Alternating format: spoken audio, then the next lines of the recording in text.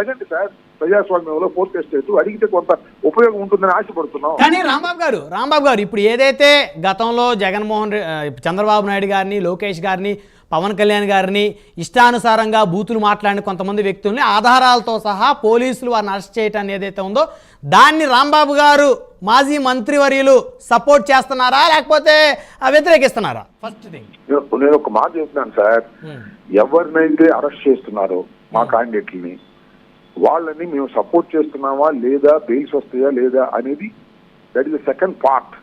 దాని కోర్టులో మేము ఎదుర్కొంటాం. బ్రహ్మనాయుడు గారికి నేను చెప్తున్నా, మా వ్యక్తుల్ని అరెస్ట్ చేసి పోలీస్ స్టేషన్ తీసుకెళ్లి కొట్టినటువంటి సంఘటన ఏమన్నా చెప్పండి.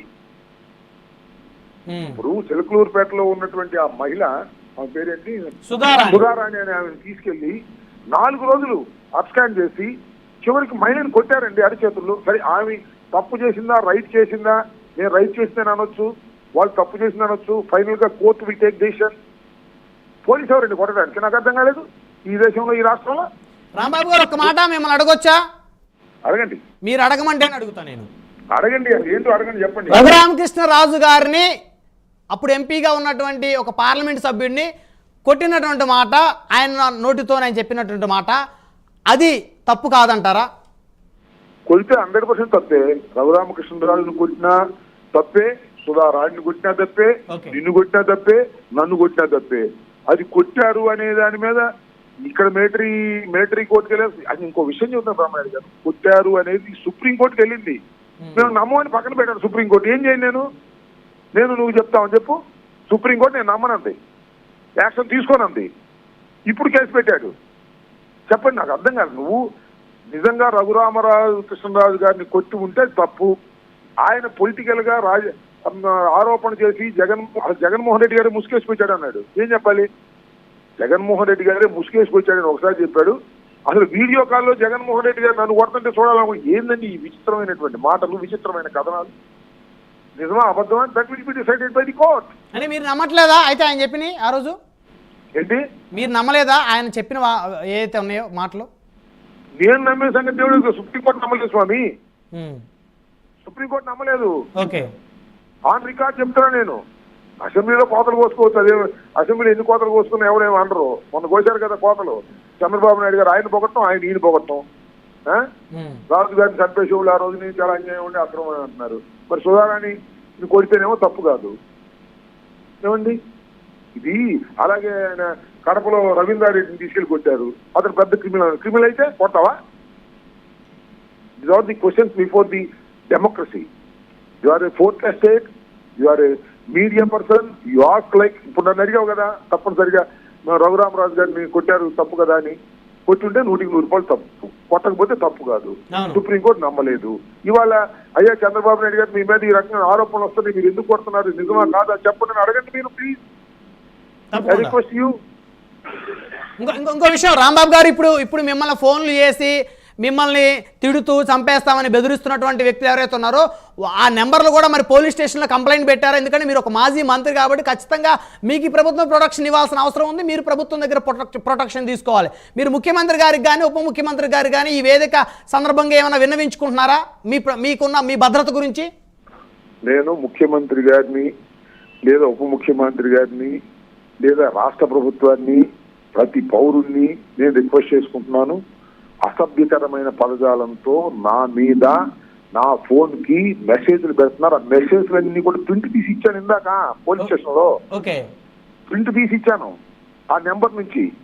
ఆ వెంగళరావు అని అతను ఎవరు మరి ఘర్షణ టీవీ అంట, మరి రోజు ఘర్షణ పడతాడు మరి ఏమన్నా తెలియదు. అతను అంటాడు, ఎలా నా మీద కేసు పెడతా, నా మీద నువ్వు ఫాల్స్ కేసు పెడతావా అంటాడు. నేను ఇప్పుడు పెట్టాను నీ ఊరి మీద.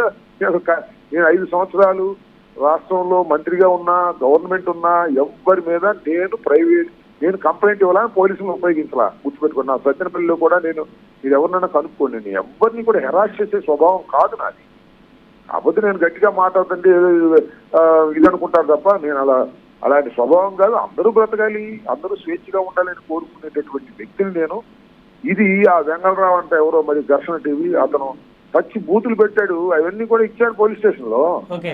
అలాగే ఏదో ఒక అన్నోన్ నెంబర్ నుంచి నేను మాటలు ఉచ్చరించడానికి వీలు లేదు, ఆ మాటలన్నీ పెట్టారు, అంతా ప్రింట్ తీసి ఇచ్చాను. యాక్షన్ తీసుకుంటారా లేదా that is different matter. Action తీసుకోకపోతే మేము చేయగలిగింది ఏంటి?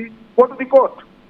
అయ్యా చట్ట ప్రకారం మీరు కూడా కోర్టుకు వెళ్ళి మీకు జరిగిన అన్యాయాన్ని కోర్టుకు చెప్పుకుంటారు. కోర్టులు ఉన్నాయి, న్యాయస్థానాలు ఉన్నాయి కదా. మాకు మేము కంప్లైంట్ ఇచ్చాము, కంప్లైంట్ ఇచ్చినా కూడా పోలీస్ వారు కేసు కట్టలేదు. దీన్ని కేసు కట్టమని లేదా ప్రైవేట్ కంప్లైంట్ తీసి వాళ్ళని తీసుకొచ్చి నుంచోబెట్టని చెబుతాం. పోలీసుల మీద కేసులు పెడతామండి. ఎప్పుడైతే వాళ్ళు తన డ్యూటీకి మించి ఎప్పుడైతే ప్రవర్తిస్తారో, ఎస్ఐ మీద, సిఐ మీద ఎవరైతే కొడతారో, ఎవరైతే ఇల్లీగల్ గా బిహేవ్ చేస్తారో, ఎవరినైతే ఇల్లీగల్ కస్టడీలో పెడతారో, ఆమె కూడా కంప్లైంట్ ఇచ్చారు కదా బ్రహ్మనాయుడు గారు. అక్కడ ఇది ఇవాళ రోజా గారి మీద, నా మీద ఒక కంప్లైంట్ ఇచ్చారు వైజాగ్ లో. నేను చంద్రబాబు నాయుడు గారిని, పవన్ కళ్యాణ్ గారిని అసభ్యంగా మాట్లాడినా నన్ను తీసుకొని జరగొట్టమంటారు, లేకపోతే జైలు వేయమంటారు, వాళ్ళ ఇష్టం. I'm ready for that. నేను ఇప్పుడు అసభ్యంగా నాకు తెలిసి మాట్లాడలేదు. ఒక ఎప్పుడైనా మాట్లాడి ఉన్నట్టుగా ఉంటే అప్పుడే క్షమాపణ చెప్పేస్తాను. నేను ఎక్కువసేపు ఉన్నాను, నేను ఎప్పుడు అసభ్యంగా ఎవరిని మాట్లాడను. నన్ను ఒకటంటే రెండు అంటా తిరిగి, that is my nature. Right. చివరగా అంబటి రాంబాబు గారు, మీరు మాట్లాడుతున్న మాటలను బట్టి చూస్తా ఉంటే మీకు రక్షణ లేదు అనేటువంటి ఒక అభద్రతా భావం మీకు వచ్చినట్టు నాకు అర్థమవుతుంది. ఓకే. సో ఇప్పుడు మీరు ఖచ్చితంగా ఈ రాష్ట్ర ప్రభుత్వాన్ని రక్షణ కల్పించాలని కోరుతున్నారా లేదా? ఈ రాష్ట్ర ప్రభుత్వమే నాకు రక్షణ లేకుండా చేసి నన్ను ఏదో చేయాలనుకుంటే ఆ రాష్ట్ర ప్రభుత్వం నేనేం కోరనండి. సాక్షాత్తు చంద్రబాబు నాయుడు, లోకేషే కదా మా మీద ఈ ట్రిక్లు పెడుతుంది, మా మీద ఈ బూత్లు ఎత్తిస్తుంది.